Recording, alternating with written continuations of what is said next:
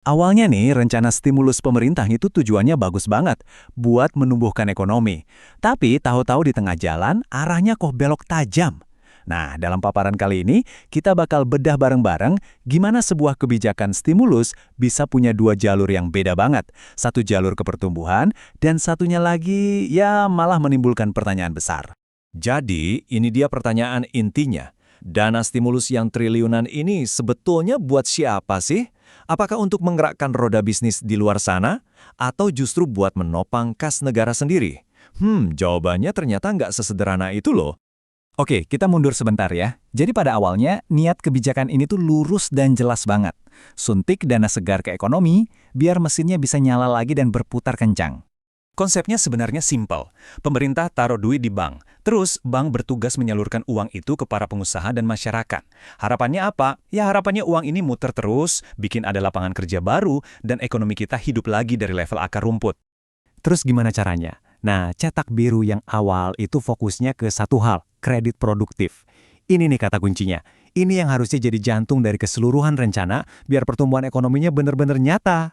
Kalau kita lihat alurnya, prosesnya tuh harusnya begini. Pertama, pemerintah kasih dana ke bank.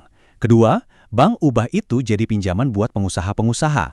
Lalu pengusaha pakai uang itu entah buat beli bahan baku, bayar gaji karyawan, atau mungkin buka cabang baru. Hasil akhirnya, sektor real, bisnis-bisnis nyata kayak toko, pabrik, warung, bisa bergerak lagi. Intinya, dana ini tuh didesain supaya langsung sampai ke tangan mereka yang ada di garda terdepan ekonomi. Mulai dari yang punya warung kopi, sampai yang punya pabrik gede. Tujuannya cuma satu, biar mereka nggak bangkrut dan roda ekonomi kita tetap jalan. Tapi, disinilah ceritanya jadi menarik. Aturan mainnya diubah sama pemerintah. Dana stimulus yang tadinya jalannya lurus, sekarang dikasih rute alternatif yang, jujur aja, beda banget. Nah, ini dia perubahannya. Bank-bank yang tadinya ditugaskan buat menyalurkan kredit usaha, sekarang dikasih lampu hijau. Mereka boleh pakai dana stimulus itu buat membeli surat berharga negara atau SBN. Dengan kata lain, uang yang dari pemerintah itu dipinjamkan lagi ke pemerintah. Disinilah para analis kebijakan publik mulai angkat bicara. Mereka melihat ini sebagai sebuah kontradiksi yang besar. Ini bukan lagi sekedar perubahan kecil, tapi pergeseran total dari semangat awal kebijakan stimulus itu sendiri. Dan kutipan dari analisis mereka ini benar-benar lugas. Kata kontradiktif ini yang jadi pusat perdebatannya. Kok bisa sebuah kebijakan malah bertentangan dengan tujuan awalnya? Oke, sebelum kita lanjut lebih jauh, kita samakan persepsi dulu ya soal SBN. SBN itu apa sih? Gampangnya gini, SBN itu surat utang yang diterbitkan pemerintah. Jadi kalau pemerintah butuh dana buat anggaran, mereka nerbitin SBN. Siapa aja, termasuk bank, bisa beli dan nanti dapat imbal hasil. Intinya, ini cara pemerintah buat ngutang. Coba deh kita lihat perbedaannya di sini. Jelas banget kan? Jalur pertama, uangnya mengalir keluar ke bisnis dan masyarakat, ke sektor real. Jalur kedua, uang yang sama justru berputar balik kembali lagi ke kantong pemerintah buat biayain anggaran. Dua arus yang benar-benar berlawanan. Oke, tapi mungkin ada yang bertanya, kenapa sih ini jadi masalah besar, bukannya sama-sama buat ekonomi juga? Nah, ayo kita bedah logikanya, kenapa ini disebut sebuah kontradiksi.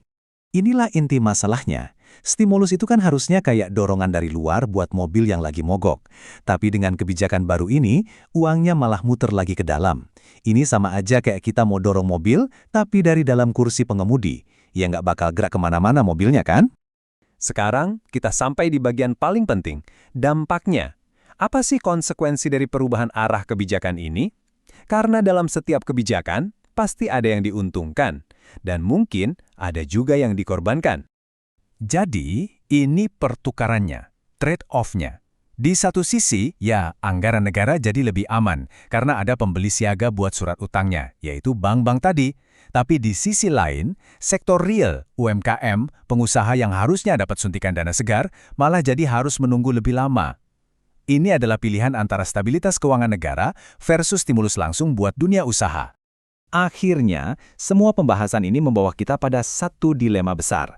Kalau lagi krisis, mana yang lebih penting? Menjaga stabilitas anggaran pemerintah atau memberikan stimulus langsung ke ekonomi rakyat?